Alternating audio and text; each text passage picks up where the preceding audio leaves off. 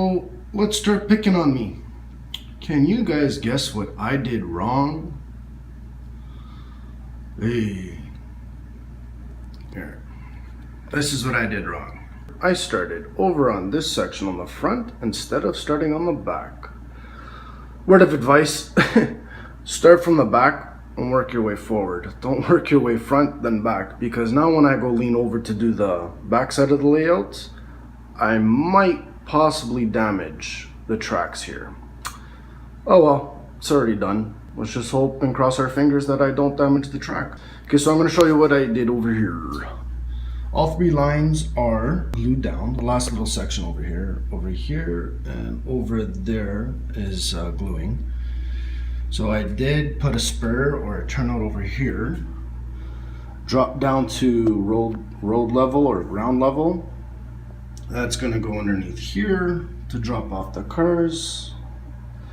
Three main lines, and I also, and let's get this out of the way, ran feeder wires. Where's the feeder wires? There's one right there. This is going to be for my, detection unit.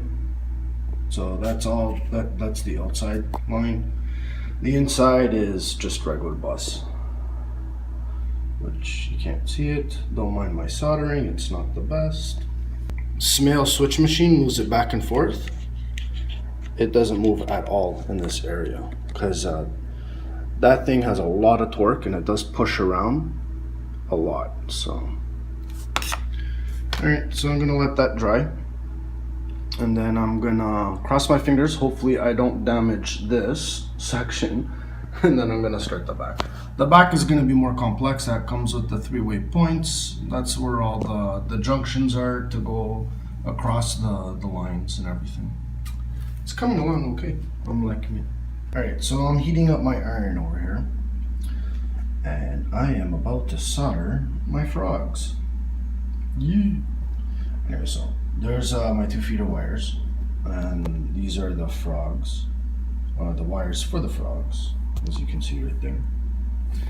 So all I'm going to do is solder that to this, so that way I can put them into there. So I have that one to do. Then I'm also going to do my left and my right and my other 3-way point. So yeah. Alright, I'll see you back when I'm done. Alright, so I've soldered my feeder wires for my frogs on the 3-way switch and also on the regular switches, and that's it. I pulled out the other 3-way switch and 2 more switches just as dummies, so that way I can line them up. There's a couple more holes that I need to drill here for the frog, there for the other feeder frog, and 2 more over here for the feeders for the regular bus line. So I also soldered more joiners. Oh, this is like a never-ending story with this one. Oh my goodness. Okay, so I got my regular DCC bus, or my regular DCC droppers. The purple ones are for my detection unit, so that's going to be on the outside line. Alright, enough with the soldering. Let's lie down some more track. Alright, so I'm just prepping the dropper wires into place so I can put in my switches. Well, this is a new experience for me. Check this out. So I have all the drop down feeders, drop down wires, plus the frogs going in there. Just about to drop in the switch. So put some glue down here, over here, Over here I put insulated wire, track joiners, protect the switches. Alright, so I caught myself before my mistake became really big. That has to do with wiring these Pico turnouts for DCC. I didn't do it properly. So, okay, what I should have done was my rail joiners that I soldered and created drop-down wires from, should have only done it on one side, not both sides. Once the switches start working and go back and forth, it'll create shorts. What I have to do now is I have to go pull all of these ones off, and also that one, and that one, oops, and that one, and put insulated joiners. See, I did it on this one here, but I also should have done it on here. What I could do is just put it on right here, and I can probably get away with it, but I don't want to, so I'm gonna do it on all four. What's gonna cause me an issue is this piece right here, because I have to put insulated, and this is not going to be powered. So what I have to do is cut some ties out, solder drop down wires underneath here, and drop it down through the table so that this is powered, that's powered.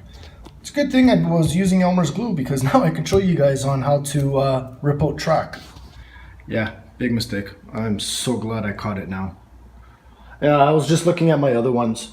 See, here's a perfect example. I did it properly. I wasn't thinking. All right, and then same thing over here. So I just ran the rail joiners with the drop down wires on the one side.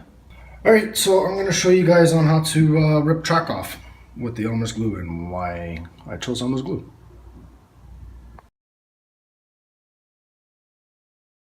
Okay, so what you wanna do is get paper towel, napkins, cloth, whatever you want. I'm going to be using a microfiber cloth. Run some hot water from your tap. Soak the whatever you have. Not like dripping soap, but soak it. And just lay it down. Alright, so just let it sit there. Now mind you, remember, try not to put too much, but just enough. Just have some, I have another microfiber cloth just in case if I put too much water, then I can soak it up. Ooh, that's hot. All right, so we let it sit for maybe 10 minutes or so, and we'll see if it worked. All right, so it's been a couple of hours, and let's remove this and see if it worked.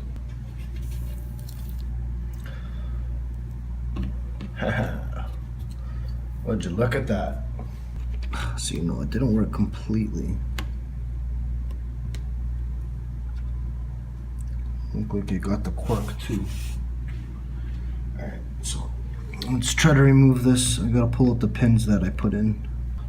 Alright, moment of truth.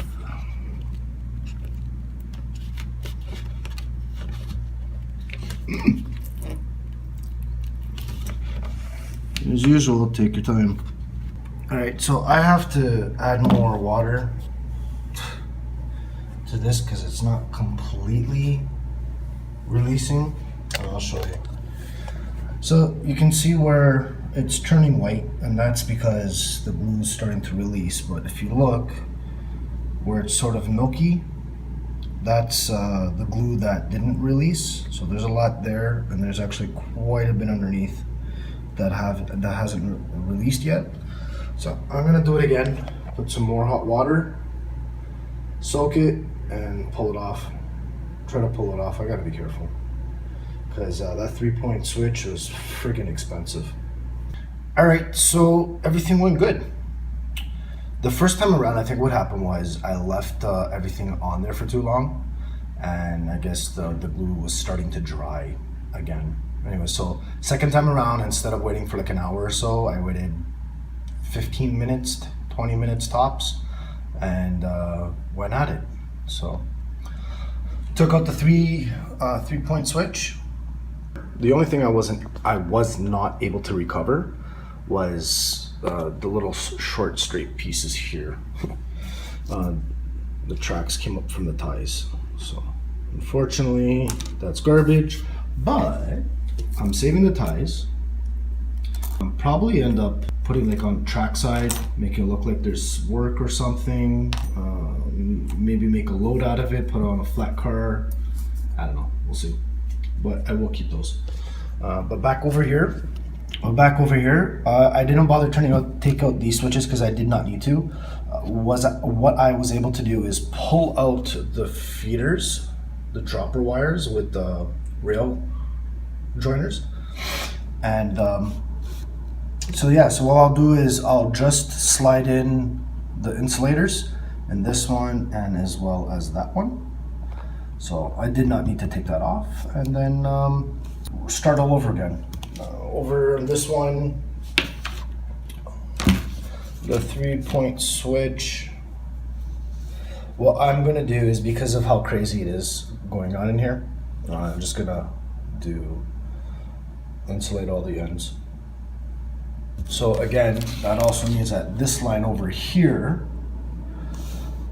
I was able to take out the feeder wire out of this one. So that's it. I'm gonna let that dry overnight and start on that one, and then I'm gonna do this one. So I'll soak this. This should be a lot easier because it's not as much glue under here, and I think that was the problem with that one.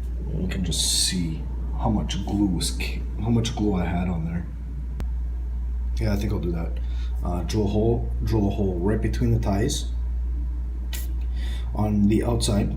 Run some wires, but what I'll do is I'll do my green one because this is not stranded, it's solid. And then what I will do is solder right to the edge of the rail. Alright, so I'm gonna try to attempt this with one hand. I think I'm gonna have to use my tweezers. So the idea is to bring this down and not have you do that. So go a little bit further down. And push this up and solder it up against the rails. A little bit further down would be nice. Like so. And that'll be my contact for my dropper. Alright, so finally I got it finished. Yeah, so glue's finished drying. Just gotta pull out those pins. Works pretty good. Unfortunately, with Pico, they don't make the 3-point switches in code 80. It's only code 55. So as the trains come over across the three-way, it actually goes down a bit. It's okay though. I ran that car across the switches. Everything's working fine. Next that I need to do is hook up power to it and test the lines. Actually, no. Before I do that, I need to do this. I need to do all the wiring underneath and attach it to the bus lines. So that's still quite a bit of work underneath, and so almost finished. Yeah, it's turning out really nice. So I'm also going to install the point motors or the switch motors and hook that up and program them and see how it goes, as well as usual, clean. Yeah, so that way I can start on that section. Alright guys, thanks for watching, and as usual, keep on modeling.